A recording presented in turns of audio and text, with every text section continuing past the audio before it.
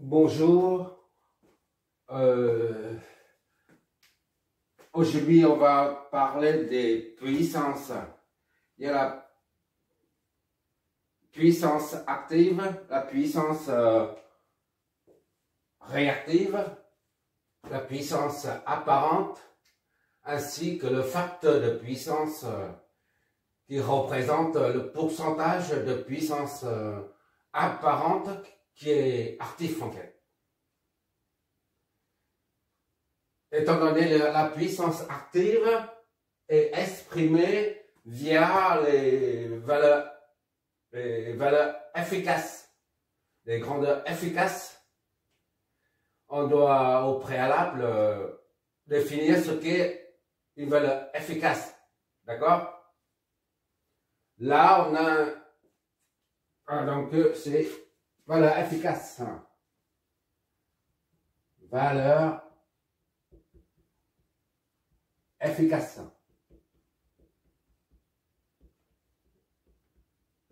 Je crois qu'il y a deux F. Valeur efficace. Voilà.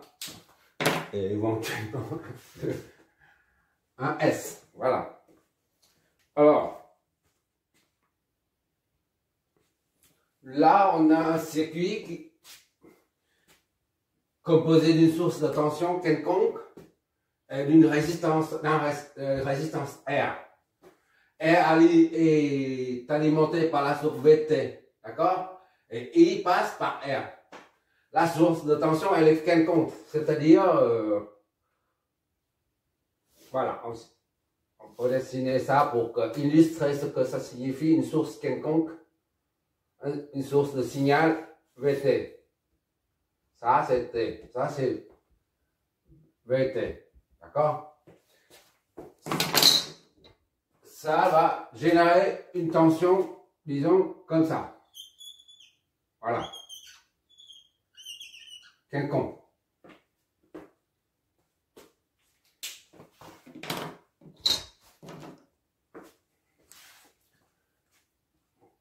Et d'après la formule,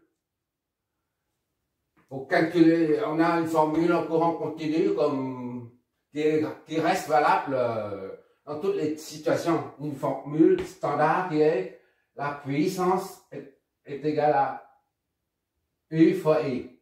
D'accord? Et si on applique cette formule-là à ce circuit, en fonction de la variable T, on aura PT est égal à VT fois IT. D'accord?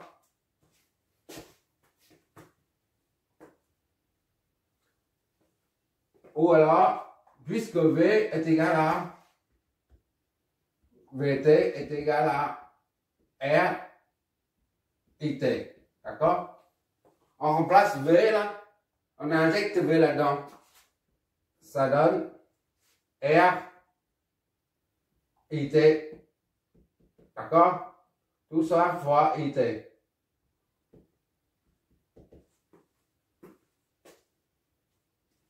Finalement, on a P en fonction du temps, bien sûr, est égal à R IT au carré. D'accord? Appelons ça 0 pour un cas général. Il n'y a pas de forme. C'est la forme du signal est quelconque. D'accord? Ça, c'est ce qui se passe à ce niveau-là. Le signal qui est comme ça. Là.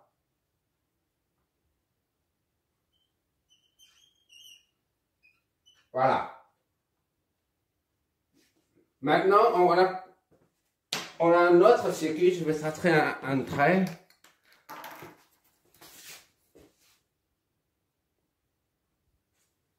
Là, je viens de dessiner le même circuit, là. Je reprends R ici, et la source de tension. À présent, on a une autre source de tension, c'est une source de tension continue. D'accord? Donc, VCC. Comme continue, d'accord? Mais On l'exprime quand même en fonction du temps. D'accord? Ici, c'est ICC. En fonction du temps. Tout le temps. D'accord? ICC. En fonction du temps. Et donc, là, la même chose. Ici, c'est VCC. En fonction du temps. D'accord?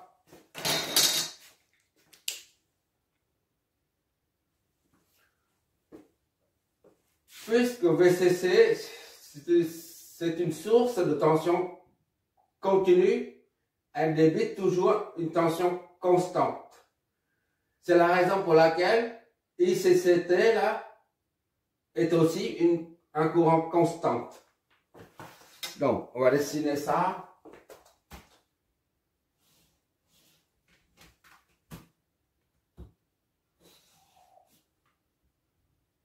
T, ça c'est ICCT.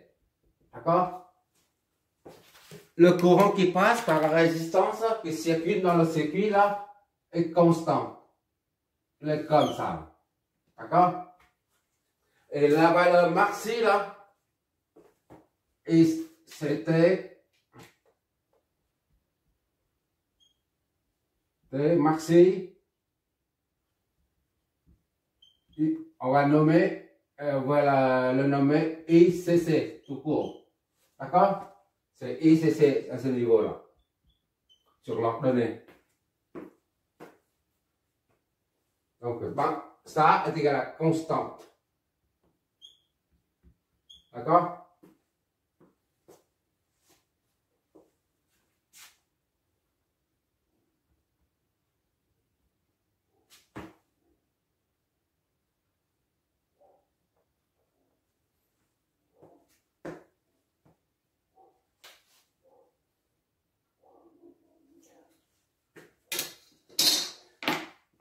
Et d'après la formule 0 là, on applique cette formule à ce circuit-là.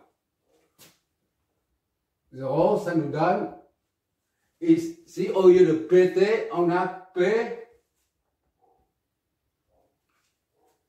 CC. D'accord? Oui, CCT. Qui est égal à RI CCT au carré. T au carré. Tout simplement. D'accord? Et on appelle ça l'équation 1. Une. D'accord?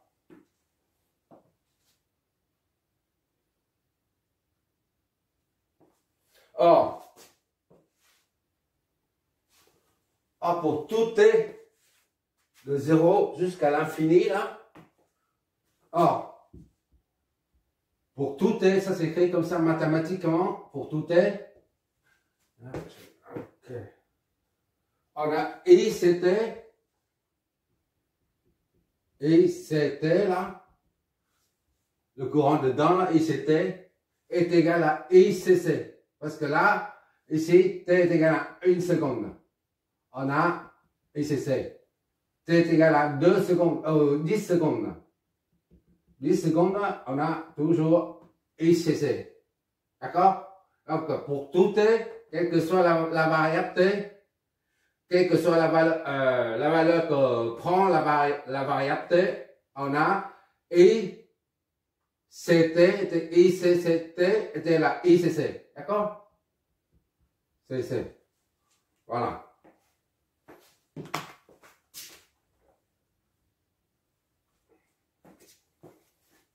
Puisque ça est égal à ça, donc ICC T au carré est égal à ICC au carré. C'est bon. On appelle ça 1A. C'est la suite de ça. Et par conséquent, pour de 1 et 1A, là, 1 et 1A, ça nous donne quoi? P, CCT est égal à R fois ICC T au carré, c'est-à-dire ça au carré. Alors mais ça équivaut à ça. Ou plutôt ça équivaut à ça. Et c'est au carré. D'accord?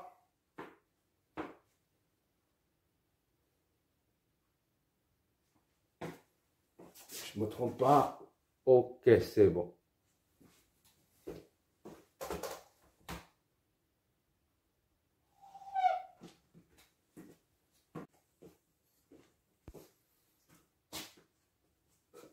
Supposons que T est égal à 1 seconde. D'accord? T est égal à 1 seconde. T est égal à 2 secondes. Etc. jusqu'à T est égal à 2 pi secondes. Voilà. On remplace là-dedans. PCC à 1 seconde. 1 seconde, ça est égal à R I CC au carré. Ça, R est constante. Le courant maxi est constante. Ça ne varie pas, d'accord? En fonction du temps. La variable T varie, mais là, le courant ne varie pas, puisque la source de tension, elle est constante. Ainsi de suite, jusqu'à PCC 2, par exemple, tu as toujours ça. Jusqu'à PCC 2 pi seconde. D'accord? Tu as toujours R fois ICC au carré. Tu es d'accord jusque là? Avant de continuer, on va voir ce qu'est une valeur moyenne. Ici, là, je prends la valeur, par exemple, ici, tu as un signal qui est comme ça. Non, pas ça. Ça, c'est 2, ça, c'est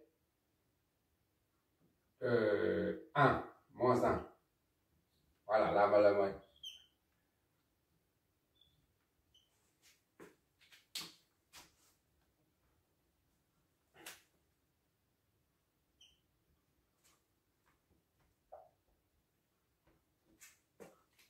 Ça, c'est plus 2, ça, c'est moins 1. La valeur moyenne se trouve quelque part ici, là. D'accord? Ça, c'est négatif. D'accord? Négatif. Tandis que ça, c'est positif. Positif. Et la valeur moyenne se trouve ici. La valeur moyenne. D'accord? De même pour une fonction sinusoïdale. Plus ici. Partie positive, plutôt partie négative. La valeur moyenne se trouve justement ici. C'est-à-dire nul. Si tu ajoutes le plus et le moins, là, l'air plus et l'air moins, les deux, tu additionnes, ça donne 0. La valeur moyenne est nulle. D'accord? Moyenne est nulle. Moyenne supérieure à 0. D'accord? Ou encore, si tu as ça, voilà.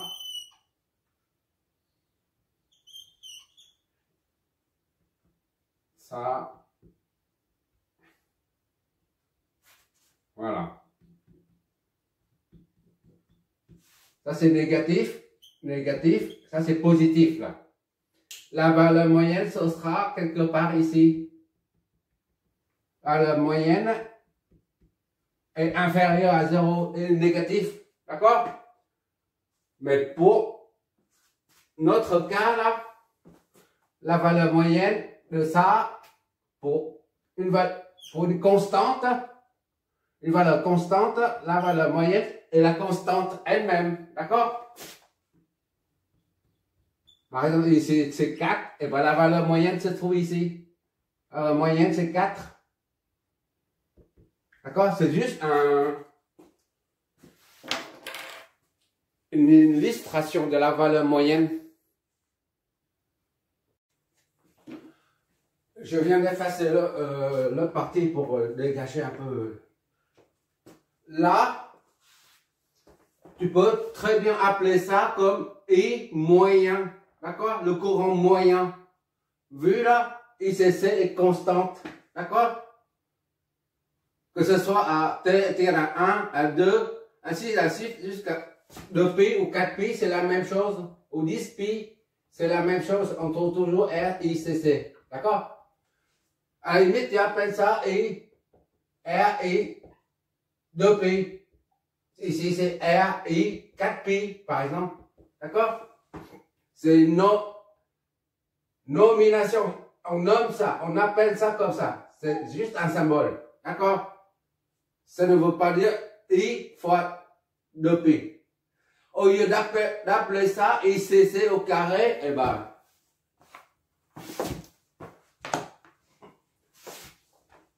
on appelle ça, par exemple, I, R, I,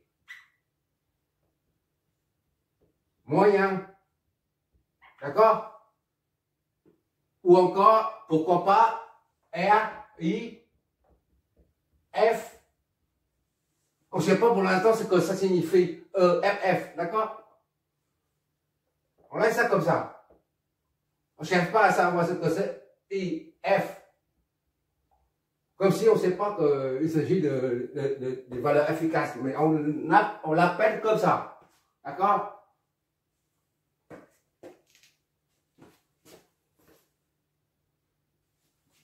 On précise. I moyen ou I efficace, c'est du pareil au même. D'accord?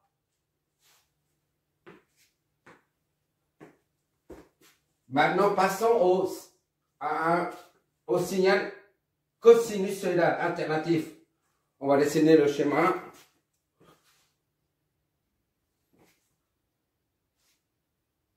Maintenant, on va dessiner le signal sinusoïdal. Qui est comme ça. Et là, c'est pi. Et ça, c'est 2pi. Là, c'est 2pi. T. Qui a 2pi. D'accord? J'espère que on voit toujours. Ok, on voit toujours. Or, on fait comme en haut là. On fait P, C. Maintenant, c'est CA comme courant alternatif. D'accord? Tension alternative CA. Et ICA le courant alternatif. D'accord?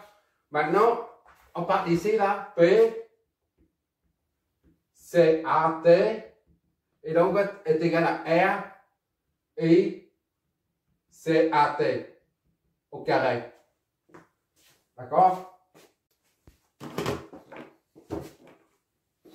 Ça, représente la puissance en courant alternatif, d'accord? Que reçoit le récepteur R. Or, on sait que l'énergie est égale à la puissance est égale à énergie divisée par le temps. T, d'accord? C'est-à-dire, l'énergie est égale à la puissance fois le temps. D'accord? C'est pour ça que pour calculer l'énergie engendrée par cette puissance-là, ben, il suffit de faire il suffit d'intégrer ça. Pourquoi? D'intégrer BCAT dt, ça donne l'énergie. Pourquoi? Parce que ça, c'est la puissance, d'accord? En watts fois le temps T. Oui, c'est en watts, oui, c'est ça, watts. Et fois T, le temps. Le compteur électrique à la maison, c'est en kilowattheure. On a dit ça plusieurs fois lors de l'analyse des circuits, les tensions courantes, tout ça. Tu regarderas l'analyse des condensateurs, si je ne me trompe pas. Là, c'est l'énergie, d'accord? Puissance fois le temps. Le temps qui dure de 0 jusqu'à T. Dans notre cas, prenons la période de pi. Donc, ça devient 0 à T. D'accord? On connaît T. T est égal à la période. C'est 2pi là. 2pi. D'accord? On ne met pas. Pour l'instant, on ne met pas. Bon, pour retrouver la puissance par période, c'est-à-dire, il suffit de ça, diviser tout ça là. Ça, la puissance par période, la puissance par période,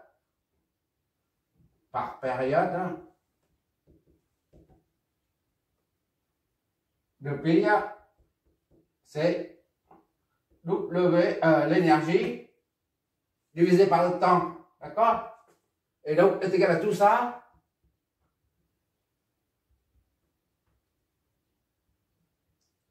P, c'est AT dt multiplié 1 sur T.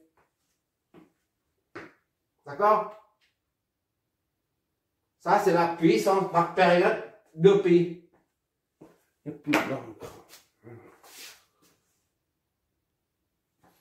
En d'autres mots, la puissance P, c'est AT par période de pi, d'accord? Et 1 sur T, intégrale de 0 à T, P c'est AT fois dt. D'accord? Il suffit de remplacer PCAT par ça là-dedans. 1 sur T, 0 à T, R fois I, c'est AT au carré dt. D'accord? Donc, P, c'est AT. T par période, c'est 1 sur T. Je reprends juste de R, I, c'est AT au carré dt. D'accord?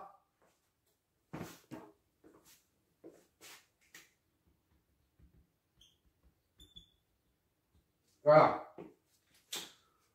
Là, en 2A, là, on a là, la puissance par période, là, le 2T, là, qui est égal à ça, R, I moyen au carré, qu'on a rebaptisé R, I, F, F au carré. Maintenant, il suffit d'égaliser ça et ça pour voir ce que ça signifie effectivement le mot IF. D'accord? On va voir ce que ça signifie IF. Ça, c'est 3. Égaliser 2A et 3.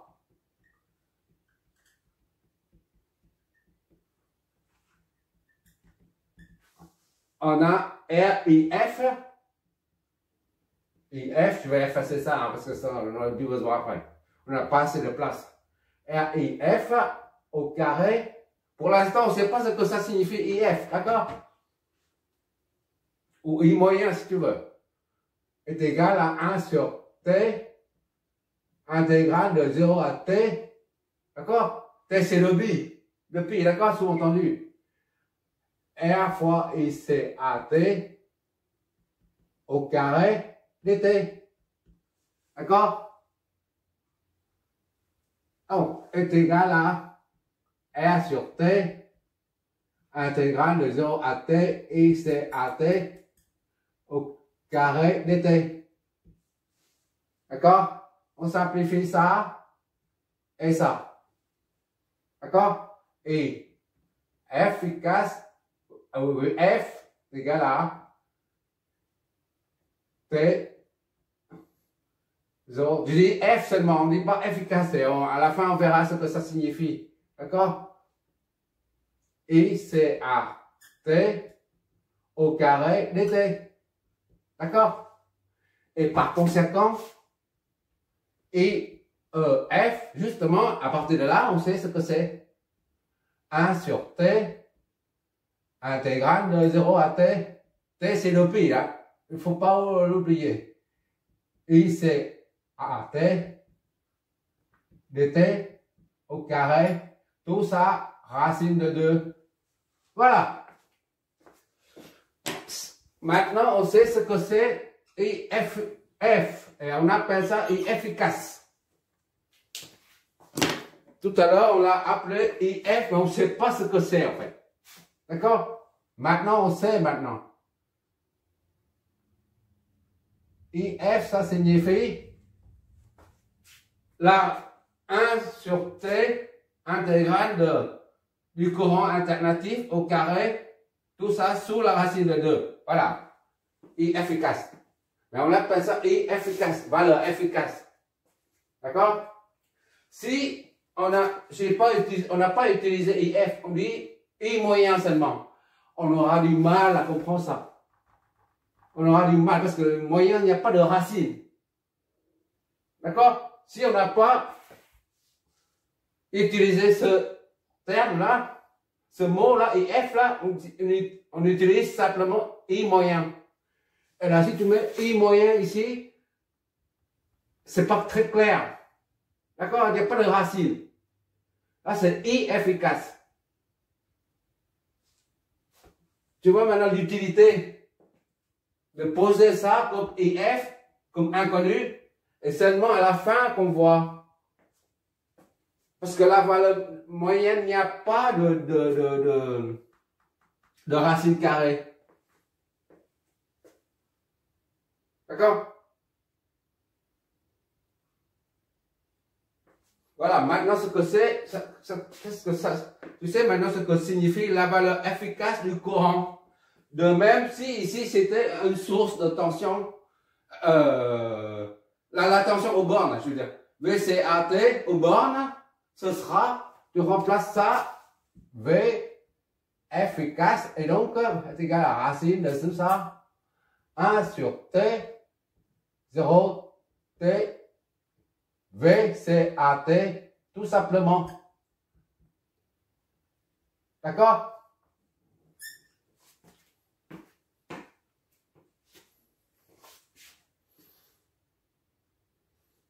Puisqu'on sait maintenant ce que ça signifie IF, on va reprendre, on va mettre ça ici, j'efface tout.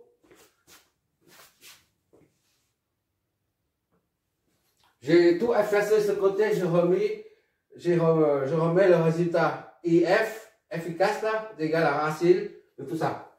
Et je laisse les trois chemins, les trois circuits. Maintenant, on va voir ce que ça signifie efficace. On sait déjà, maintenant, on connaît ce que ça signifie efficace. Mais maintenant, supposons que ICA ou ICA là, au lieu de ICA là, ici, qui sort d'ici là, à cause de la tension alternative, génère un courant alternatif. Et supposons que ça génère un courant continu, ICC, par exemple, constant, comme ici là, par exemple. Et voilà. Il suffit de remplacer dedans et F là est égal à 1 sur T, d'accord? 0 T, I, C, C, T au carré. D'accord? dt. Qu'est-ce que ça donne en fait? Puisque I, C, C, T est toujours constant là. 1 sur T, 0T et ICC. D'accord? ICCT ne varie pas. Constante au carré dt. D'accord? Tout ça sous la racine. Et qu'est-ce que ça nous donne en fait? 1 sur T. On intègre. Ça donne ICC au carré fois T. D'accord? De 0 à T.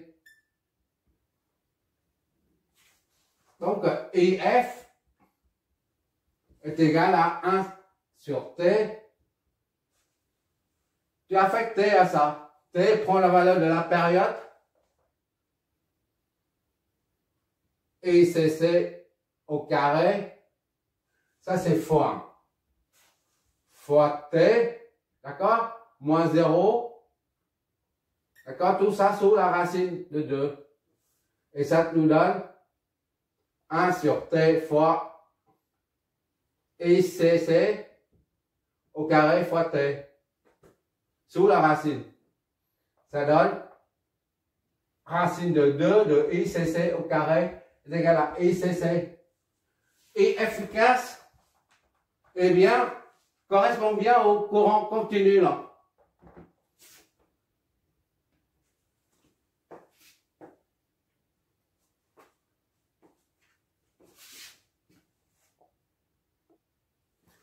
Maintenant, revenons à notre expression trouvée là, avec la source alternative. Supposons qu'on a un courant sinusoïdal, d'accord? C'est-à-dire comme ça. D'accord?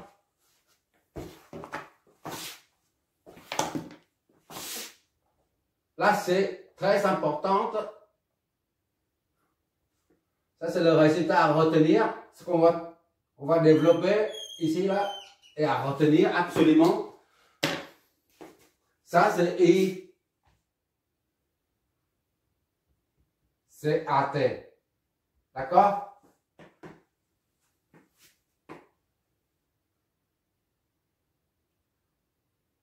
Au lieu de prendre sinus, on prend cosinus, par exemple. Pour que ça soit plus simple. D'accord? Sinus, on prend cosinus, comme d'habitude. On prend cosinus, allez, on prend cosinus, comme ça, pour simplifier la vie. Voilà, cosinus. Ça, c'est I, c'est A. I, c'est A, T est égal à, on va mettre l'amplitude, I max fois cosinus oméga T. D'accord? Cosinus, I max, c'est à ce niveau-là. I max, hein.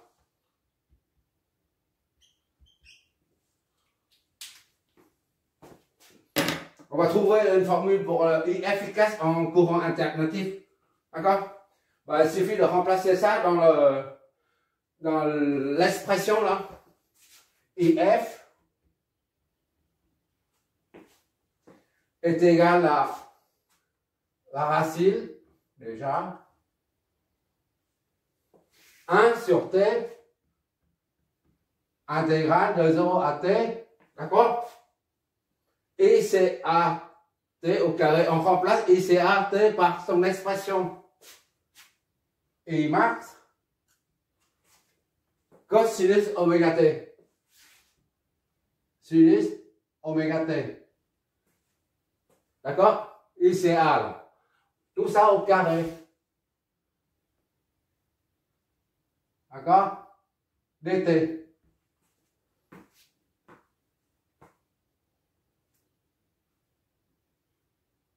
Bon, on va sortir tout ça. Et F est égal à, on va mettre, et F est égal à 1 sur T 0 T et max au carré fois cosinus oméga T au carré. D'accord? dt. Ça, c'est une constante. C'est égal à I max.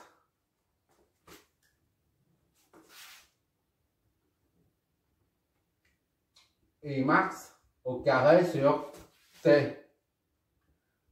0 T cosinus de oméga T. Il faut que je m'éloigne, sinon je ne vois pas grand chose.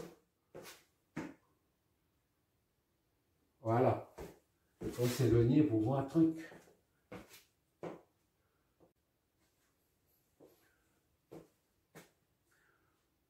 Pour intégrer le cosinus oméga T au carré, c'est pas évident. Ça, c'est pas évident d'intégrer ça. Donc, on va remplacer la fonction cosinus soïdale au carré par son équivalent en utilisant les identités remarquables en trigonométrie. D'accord? On a cos 2a est égal à 2 cos a au carré. Moins 1, je crois. Cos 2a est égal à 2 cos a au carré moins 1. C'est ça la formule. D'accord? Donc, cos A au carré, ça donne cos A au carré, ça là au carré est égal à cos 2A plus 1. Tout ça divisé par 2. D'accord? En remplaçant A par oméga, ça signifie pour A est égal à oméga t,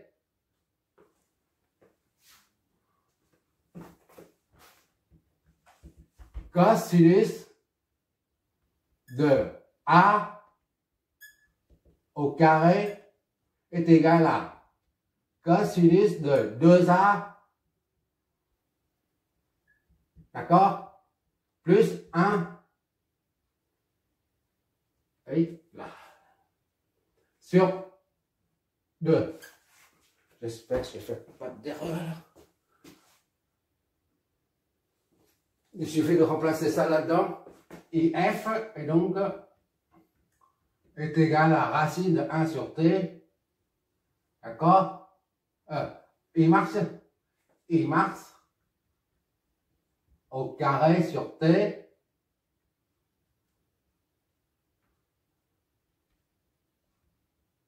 Là, on reprend ici, là, intégrale de 0 à t de ça au carré, c'est-à-dire cosinus, on va mettre le 1 devant, cosinus de oméga t plus 1 fois 1,5. Voilà.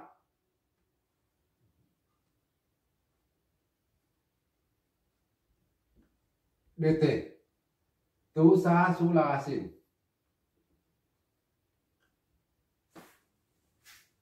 D'accord? Ça est égal à, je m'éloigne, I max au carré sur 2t. On sort le 2 là, 2t, intégrale de 0 à t de k1 plus cosinus oméga 2 oméga t. D'accord? dt. Qu'est-ce que ça me donne? Seulement en s'éloignant qu'on voit les erreurs. Voilà. D'accord? Bon, pour intégrer ça, un petit rappel, cosinus, on intègre, on va dans le, on remonte dans le temps, sinus, d'accord? Et pour la dérivée, on va dans le temps, puisque c'est tangente. Ça, je vois les choses comme ça, en fait, intuitivement.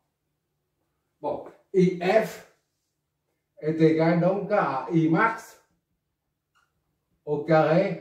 Ah, je dis, ah, ça, ce sont des astuces, mais ça, c'est, je me sens comme ça, intuitivement. Je sais pas pourquoi, mais je pars du principe que primitive, ça veut dire l'âge des cavernes. Genre, voilà, j'ai compris des choses comme ça. L'homme Néandertal ou quelque chose comme ça, voilà. Primitif, il faut remonter dans le temps. C'est pour ça que j'ai trouvé ce genre d'astuce. Et dérivé, c'est la vitesse. C'est pour ça, vitesse, il est vitesse et temps. Donc, il faut aller dans le temps. C'est ça mon truc. Hein. Je sais pas comment ça, les gens raisonnent comme ça, j'en sais rien. Doté. Une fois, j'ai dit ça à quelqu'un, il m'a dit, c'est pas comme ça qu'il faut raisonner. Mais ça fonctionne chaque fois. Voilà. Pour ça, c'est, voilà, sinus, donc 1 sur A, c'est-à-dire 1 sur 2 oméga. D'accord? Déjà 1 c'est. Maintenant t, qu'est-ce que ça fait t? Plus 1 sur 2 oméga. D'accord? Sinus. Voilà, comme on vient de dire, 2 oméga t. D'accord? De 0 à t.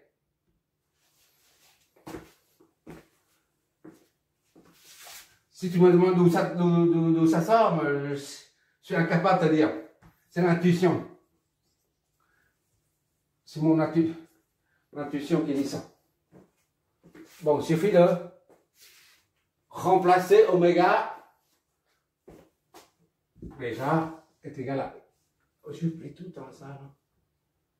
I max au carré sur 2t. D'accord? Fois t, tu prends t là, ici. Et ça, c'est 1 sur 2. Sachant que oméga est égal à 2 pi f. Et f est égal à 1 sur t. C'est l'inverse de la période. D'accord? Donc, au lieu de mettre 2 oméga, on met 2 fois ça. 2 fois 2 pi sur t. D'accord? C'est la même chose. Ici, c'est pareil. Sinus de 2 oméga, ça fait 2 fois 2 pi sur t. D'accord? Fois t. La variable qui prend là. T prend la valeur de la période. Voilà. Et tout ça, la racine. Et qu'est-ce que ça nous donne? Faut que je m'éloigne. Et max au carré sur 2t. On réduit. Et efficace est égal à I max au carré sur 2t. D'accord? Fois t plus t sur 4pi. 4pi. On inverse. Fois sinus de. On simplifie 4pi. D'accord? Tout ça sous la racine.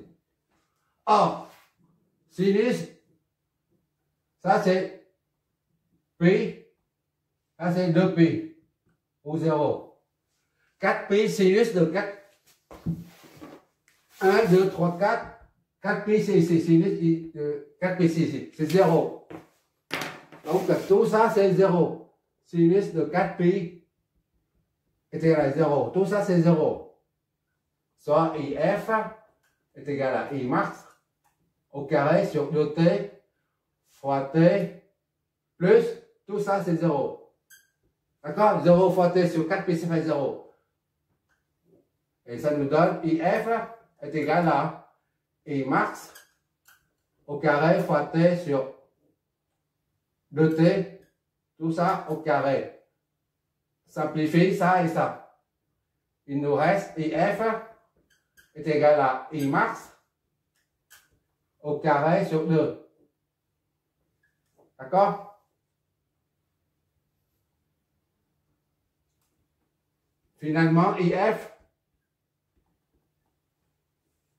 est égal à I max, racine de I max sur racine de 2. IF est donc est égal à I max sur racine de 2. En courant alternatif sinusoïdal ou cosinusoïdal, d'accord? Voilà.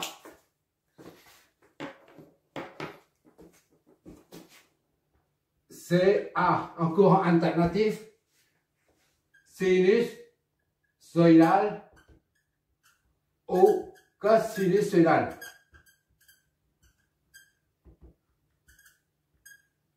Pourquoi c'est valable pour le sinusoïdal, mais on a calculé pour le cosinusoïdal? Parce que sinusoïdal, c'est juste une translation de cosinusoïdal, c'est tout. Un déphasage de 90 degrés. Ici. D'accord? 90 degrés.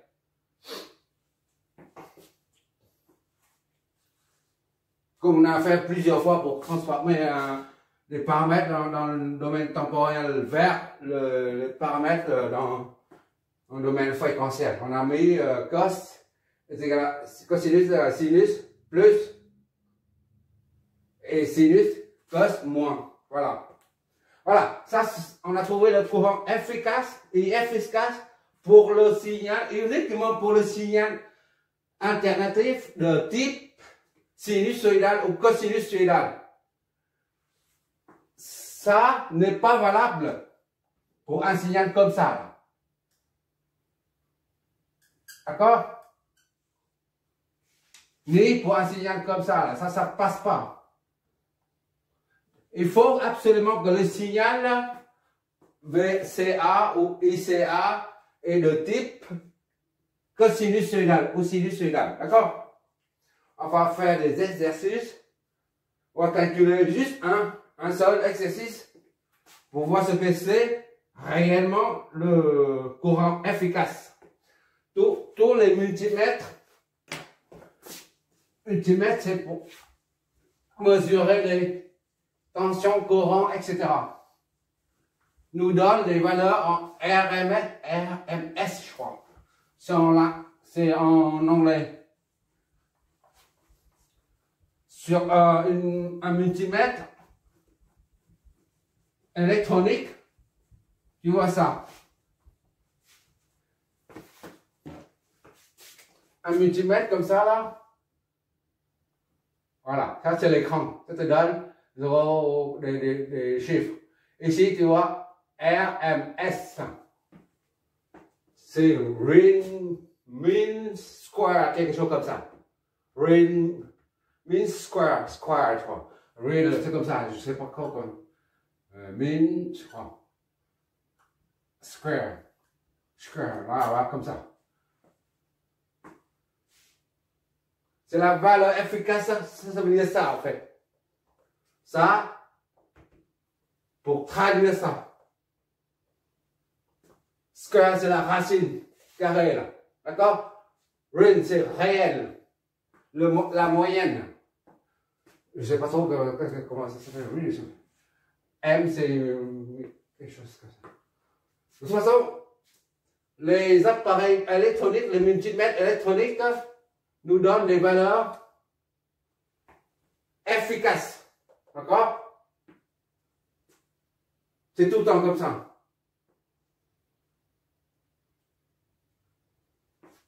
Quoi d'autre dire là-dessus? Et Marcy ici correspond à le module, d'accord? Et c'est A, voilà. Et Mars, c'est le module, ici. C'est-à-dire, voilà. Le vecteur, il est là. Et Marcy. On fait un ou deux maximum, deux exercices et après on va passer directement aux puissances actives et puissances réactives. Parce que la puissance active, elle est exprimée en fonction de ces valeurs, de la valeur efficace, justement. La puissance active, représente la puissance moyenne. Comme on a trouvé là, et efficace correspond bien au courant continu, c'est-à-dire moyen. Merci d'avoir regardé. On va faire un exemple, un exo.